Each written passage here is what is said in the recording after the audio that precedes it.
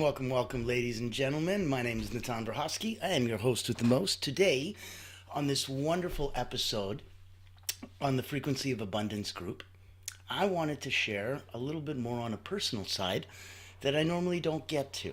And so we talk a lot about mental training, focus, concentration. We talk a lot about different marketing and tactics and psychology and philosophies. We cover a huge array of topics here, and we have guests. So if you'd like to come and be a guest, if you'd like to speak on a topic, if you want to have a spotlight shined on you, please reach out to me. I'll put my contact in the chat. Hold on a sec. Let me do that now. Okay. Contact is in the chat.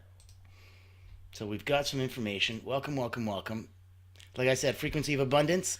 We are here 7 days a week, so Monday to Friday, 10 a.m. Eastern.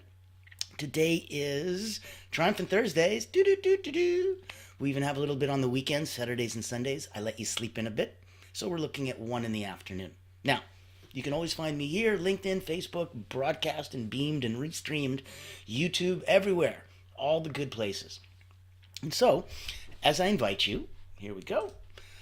Take a look here. So if you wanted to join us over at the Frequency of Abundance, go to LinkedIn. There's the link here is in the chat as well, but literally click the Frequency of Abundance, click groups, search is done. You're there. You found us. Join us and you can see content like this. Join us in our paid community. It's tens of dollars a month, but it'll give you access to networking. We genuinely believe that the tide raises all boats. So there's support. There's different group coaching scenarios. There's so much fun and so much community. So we invite you to come, hang with us, get deeper involved, give yourself the permission to go on that deeper dive. Now, if any of this spotlight stuff is of interest to you, by all means, I'll give you a 30-second background about me, and then we're going to start today's party. It's going to be a cool one, I'm telling you. So, I've been an elite mental training specialist, oh goodness, energy coach now for about 30 years. I started with Olympians, national sports teams, Cirque du Soleil acrobats, artists, and focused on about probably 15,000 people in the last 30 years coming through my hands. Wrote a couple best-selling books on energy, personal momentum, peak performance, moments of power, quotes of wisdom. There's different areas that I wanted to focus on, and was very happy offline.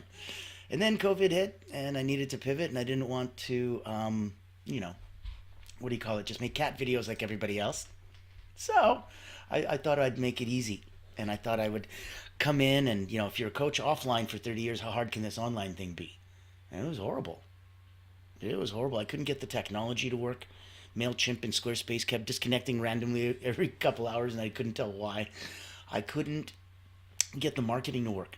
And I couldn't understand why it always felt like I'm doing, last week's marketing. And that's why it's not working, because I'm not doing this week's marketing. So, always felt slow, behind. Didn't matter if I had education, experience, expertise. It was awful. And when I wanted to make a bigger change and help others, that's where I focused in on Allura Creative Agency, where we really became a public relations firm, putting on these one-of-a-kind exclusive executive events like Leadership Roundtable Series or Tequila and Tech Talks or, Financial Fireside Chats. So much fun, so much creativity, so much positivity, and an incredible way to blow a dog whistle if you're hunting whales, like C-suite executives, leaders. Our one-of-a-kind hosted events where I come and I introduce you and I introduce your offer so you don't have to, really comes across for the leaders, the founders, the executives, the C-suite. So if you're hunting whales and you want a bigger harpoon, give me a call. If you're looking to get some more exposure and you wanted to come on the show and talk about some things, give me a shout. And without further ado, let's get this incredible Triumphant Thursday started. Today's topic, the journey from martial arts to mental mastery. Speckled into my little background, you may not know, I've been in the martial arts, I know it says here 30 years, but I think it's closer to 40 now. And more importantly, it's held a very incredible place in my heart as part of who I am and how I've developed as a person, as part of kind of a neat snapshot through life. And so it can look at these snapshots and you can really paint a picture and see where you were and what was going on in your life at different times. And martial arts does that for me as well, beautifully. So let's say we go back over what I just said in those last 30 years, and now let's speckle the martial arts in there. And I think you'll see it's bigger than I can even normally look at. I came as an immigrant from the former Soviet Union. I'm 5'3", 5'4" on a good day if you squint and the wind is just right. The sun is good.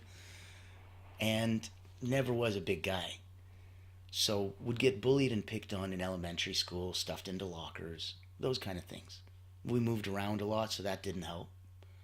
And I didn't go to the martial arts for, confidence or weight loss or some of those other things that people do. I don't know. I went there specifically to try to save my butt because I didn't want to keep getting stuffed into lockers. So going to a martial art practice of any kind was a huge deal for me. Getting over the physicality of things, the fear of things and such. And then there's this beautiful, calm inner peace that comes.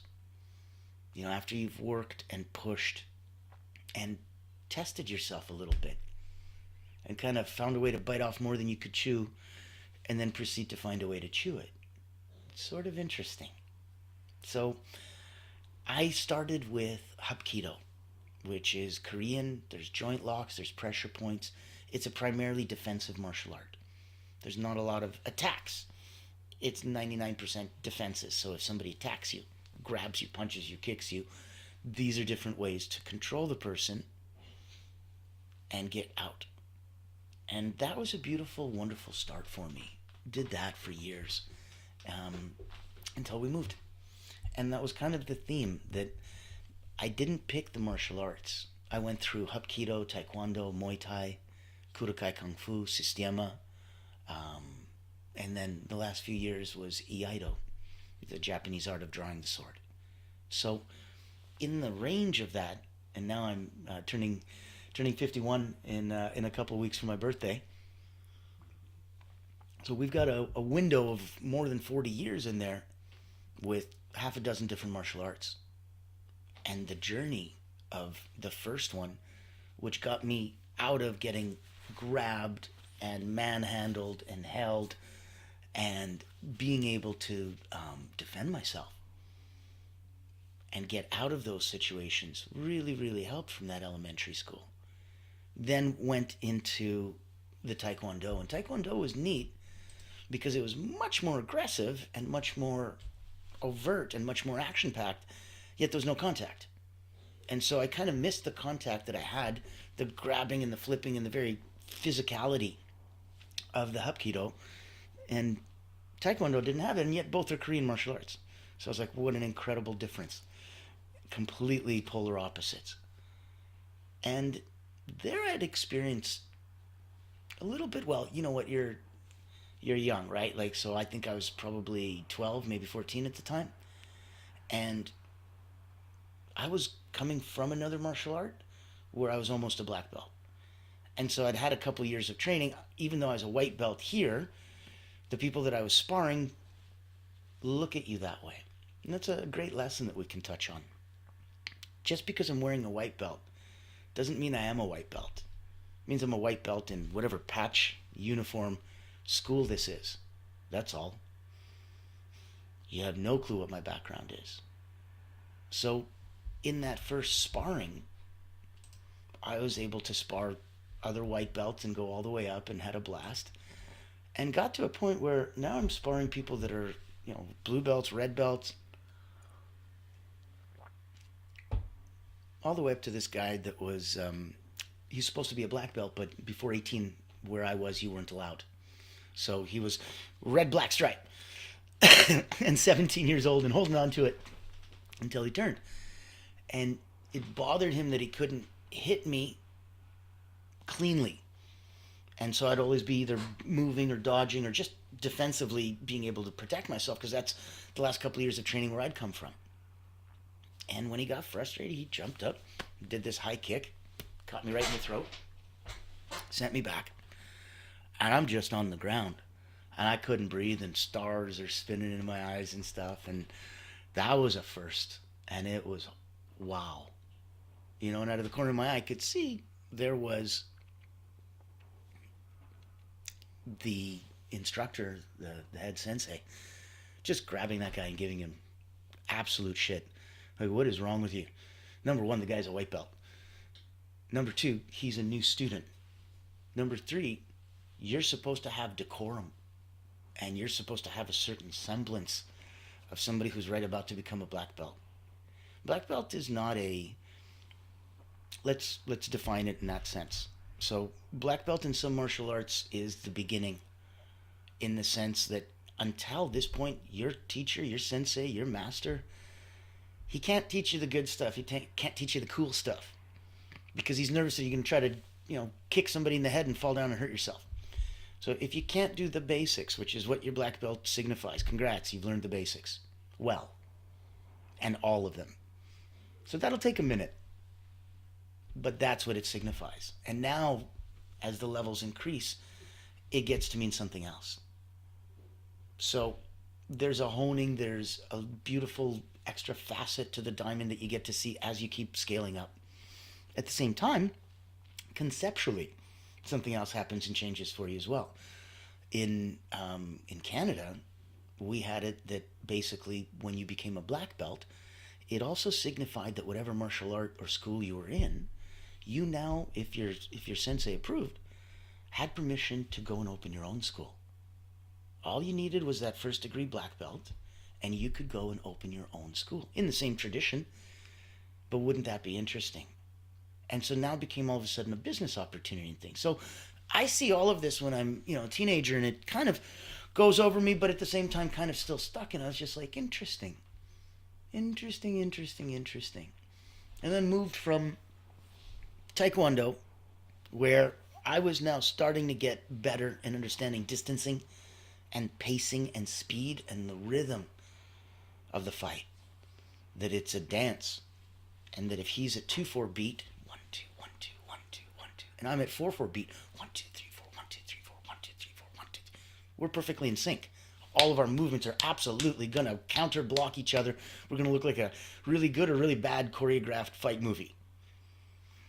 But if I can catch that he's in 2-4, 1 2 1 2 1 2, and I can switch my fighting to 3-4, 1 2 3 1 2 3 1 2 3 1 2, I'll hit him every time. Because the second he twitches, I've already hit him. Not because I'm faster, but because I understand his timing. The same way when a windmill spins around, you can jump through, crazy as it sounds, once you understand the timing. So there's that sense inside there. And there's a huge gap between that physical and that mental discipline to be able to go through that. There's so much. There's a mindset that'll give you an insight for personal growth. But it's very difficult to be aware of said mindset while experiencing it at the same time. Like you're sitting there meditating, and I remember I was in Hapkido, and we would kneel, and we'd put our knuckles on our knees, and we'd close our eyes, and we'd breathe through our nose, in, out through the mouth.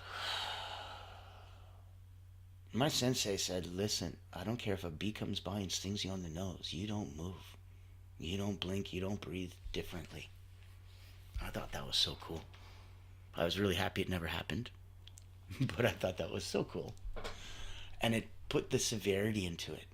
I remember when I came, and I'm coming as a teenager, to martial art class and stuff, and so, you're at home, your mom's like, hey, go clean your room, or go wash the floor, or, maybe go do something.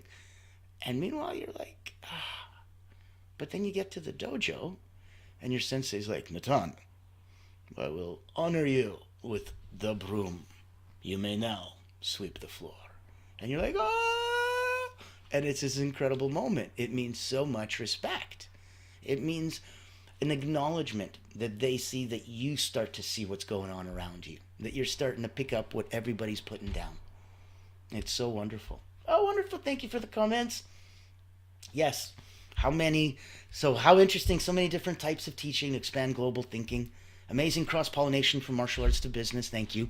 We haven't even gotten to the fun stuff yet. So we're going through and we're having some fun. My contact's in the chat. You can reach out to me anytime you want. Join us in the group. And where we're coming from now is, now we're going from the ability to go, hey, how is it that my perception of sweeping the dojo is different than my perception of sweeping my kitchen at home? Why do I go, woohoo, for one, as a privilege and an honor that other people would fight me for at the dojo, compared to at home, nobody wants to? Why? There's a different sense of ownership when you know that everything around you is yours. And if you're going to bend over and pick up that piece of dirt, it's only for you as a benefit. It's not for others, it's for you. And this is yours. So wouldn't you want to pick up that piece of dirt? Wouldn't you want to look around? And there's that connotation that somebody understands that you're a serious person. You understand the severity of what's going on around you. This is martial. Martial means death. This is an art. Art means life. How the hell are we blending both of these together so well? That's the dance. And that can be a beautiful, deadly thing. Like watching an incredibly powerful animal. They're beautiful when they're hunting another animal. And deadly. They're not mutually exclusive, those two terms. They're just very rarely seen. So somebody like Bruce Lee, beautiful, deadly. Great example. Now we're looking at a little bit further on down the road, and now I'm starting to leave Taekwondo because we moved again. You're catching the theme here. And now it's time to go tough guy stuff. The only place close enough to me, because that is the underlying reason why, if your parents aren't going to drive you, and you don't have time to take the bus and this and that because you still got homework and chores then it's not going to make it. In between all of this, I was a concert pianist when I was 12. I won the Quinas Music Festival. I had students when I was 14 in my own private music school. I also was involved in things that's on my mom's side. She's a concert pianist. On my dad's side, I was involved in sports. So I was at a provincial level power tumbler, and working on competitions and going and touring around and, like doing all of that, the drive 6 hours, go to a compete, come back.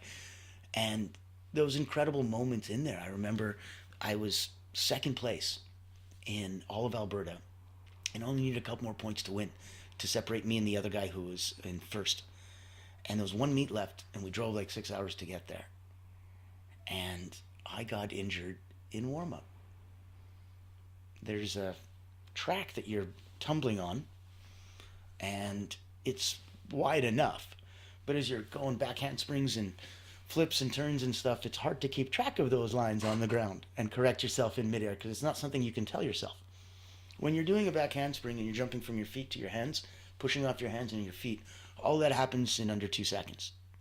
The more of them you do, the faster that happens. So that now it starts happening in under 1 second.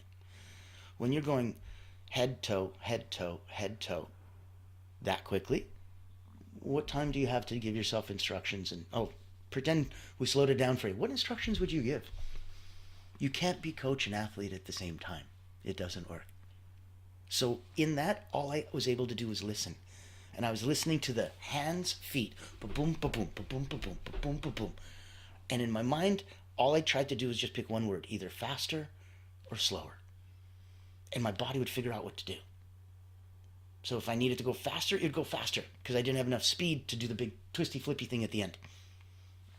If I felt like, oh shit, I'm going to run out of road, I need to slow down until I felt slow enough that I could actually consciously now be aware when to stop. It's neat the things that you can do when you allow yourself. So between the high level piano, between the high level power tumbler, those aspects were also going on, which is why I was busy enough that I didn't have time to go find the martial arts school of my dreams somewhere, convince my parents, or take the bus to go there. Just didn't work out. So in my life, whatever was available was what was available. And to me, every art was beautiful. I never judged the art by the instructor. Some could be good instructors, some could be good people, some not. I look at the beauty in the art for itself. And then selfishly, is it something that turns me on? Do I like it? Is that exciting? Is that something you want to try to one day spend a lot of time and energy to be able to do? If it doesn't, then don't. Wrong art. Pick another art. Pick an art that does do that for you. That does go, wow, I want to spend years to do this so that I can one day do that. That's cool. Perfect.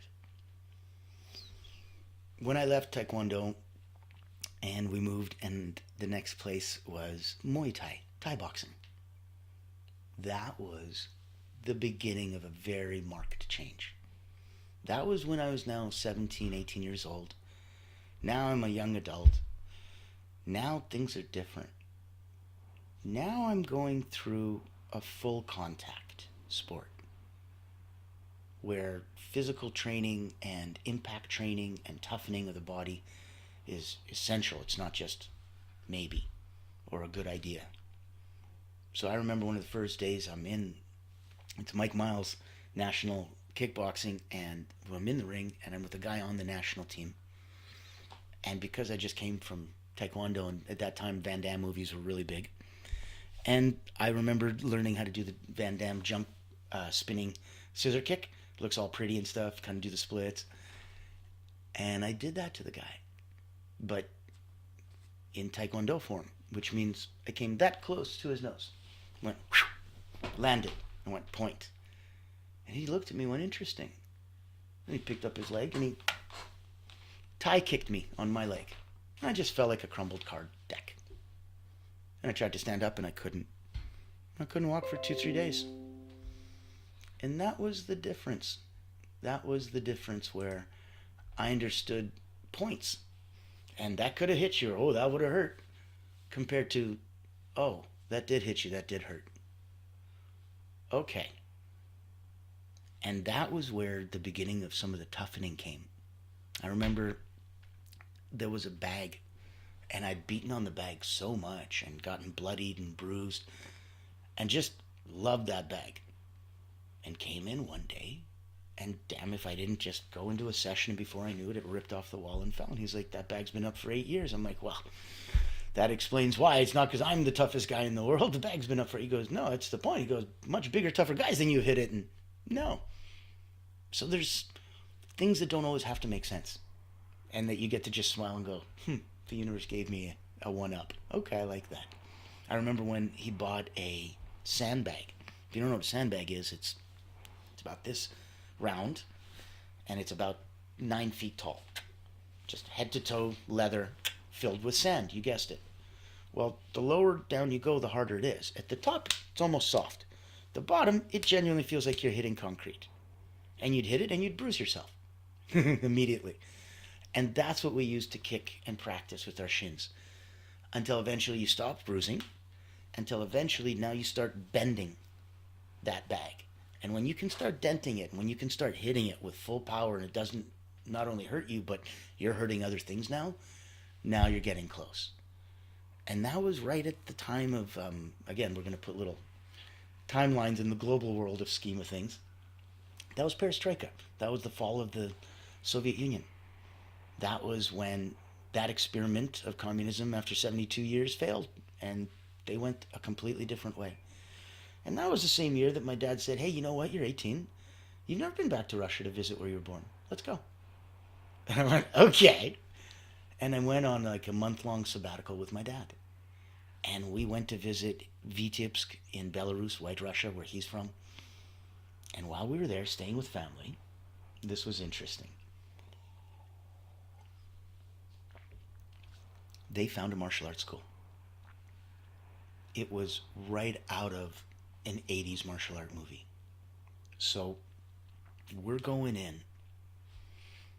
You're taking a bus to an industrial area. Now it's filled with warehouses and a place that if you got mugged, nobody would know. If your car broke down, you got a long walk to get back to civilization. And I'm looking and it's getting worse and worse, and diapilated metal and just car husk rusted body over here, kind of a junkyard, kind of a graveyard, kind of a what the hell's going on here, industrial scary place. And then there's just this nondescript door. And all right, and you open up the door and you got to go down 2 flights of stairs. Down. And down in the basement was this giant 100-foot polished wooden floor with the largest painted yin-yang I've ever seen. It must have been about 80 feet circle. It was incredible. That was the training gym. And that's where I went to train every day. And it was such a completely different training. Because they don't have the fancy pretty shorts or the fancy North American gloves. Because they train hard style. And it taught me something different. When you have your instructor look at you as money, you know, I was in the ring, I was in a martial arts style, I got hit, I flew back, I started breathing, oh my God, I lost my breath. He runs over, are you okay? Okay, I'm so sorry, are you okay? And I'm like, he should, he's a nice person and he's a good instructor and all of that. But at the same time, I had another instructor who wasn't in that same way. He was classical Russian trained, he was teaching 𝗠𝗿će. And when he hit me, and I flew and got winded, I was looking to see would he come over, would he apologize, would he help me up, would he care? He just looked at me and went, ready? And I'm like, oh shit, things are different. Things are different when you spar with somebody and they say, I will only hit you as hard as you hit me. And you're like, that should be the first sign that you should be nervous. You should be nervous in a big way. Knowing that that's kind of the way that we go through life. And that every single person that's going through their journey, whether it's a martial art journey, whether you see these milestones and such as turning points, when you're trying to take your philosophy and go beyond the dojo, focus on the resilience, focus on the adaptability, focus on the discipline and the beauty that comes with that. That discipline gives you freedom. I know it sounds crazy, but it does. And look at those core principles. Look at the balance in physicalness and on your life, right? Like the focus, the perseverance. How are they going to translate to mental resilience? When you're practicing staying present in a sparring match so that you don't go, huh? And then get kicked in the head. Think of that in terms of how many times a day that happens to you. And you can improve that mindfulness in everyday situations as if it was a sparring match. I'm going to want you to highlight the importance of humility and learning from those setbacks, because that's where the real lessons come from. Those challenges, those difficulties, those obstacles, where you bite off more than you can chew and then proceed to chew it. And then let's look at some daily rituals. So incorporate small martial art inspired habits, moving in what you would consider a martial arty way. You know, taking 5 minutes to do some shadow boxing, imitate something you saw in a movie, stretches, moments of meditation. Do some mindfulness in motion, right? Mindfulness in action. So intentional breathing, especially during stressful moments. Goal setting and discipline, but in a martial art way. So focus on achievable progress rather than perfection. The Van Damme spinning heel thing, my splits probably weren't perfect splits. They're probably more like a straddle. That's okay. I'm focusing on progress rather than perfection. This will help with resilience training. So embrace those challenges. They are growth opportunities, just like sparring sessions. So much fun. You get to dance. You're going to be okay. You're going to be fine. It's not like the ultimate aim of martial arts isn't victory or defeat, but in the perfection of character. Your character. This is your daily struggle against you to be a better you. Always. So in that context where I went full circle, and after years, I abused my body through skateboarding and took my left knee and hyperextended it, which means bent it backwards past the good way that it's supposed to stop at 90, and did that about 6 times in the space of 2 years. And so just kind of hanging that ACL on a limb, put the skateboarding aside for a couple minutes, and it also kind of slowed down the martial arts for a couple years. And then it just felt like, I'm terrified to do anything that could hurt that. And that's where I'm going to close today's episode on, because that was one of the biggest things that I overcame to get to this place. And I think it's the most powerful of all the lessons. Sometimes we got to do that thing that we're scared will hurt us, because it'll strengthen us. It'll heal us. It'll help us. It'll make us bigger and better than we ever were. And yet it's the thing we're the most scared of. And I don't mean like do that thing. Like, I don't want to wake up at 5 in the morning. That scares me. That's not what I mean. I mean in a very physical way. So, when I went to Iaido, the Japanese art of drawing the sword, 90% of it is kneeling on hardwood floors, which probably isn't the best thing to do because I couldn't sit in what the Japanese call seiza, when you're sitting in kneeling position. I couldn't sit in seiza for any length of time. 10, 15 seconds I think would hurt. And my knee would just go like, no, we do not like this.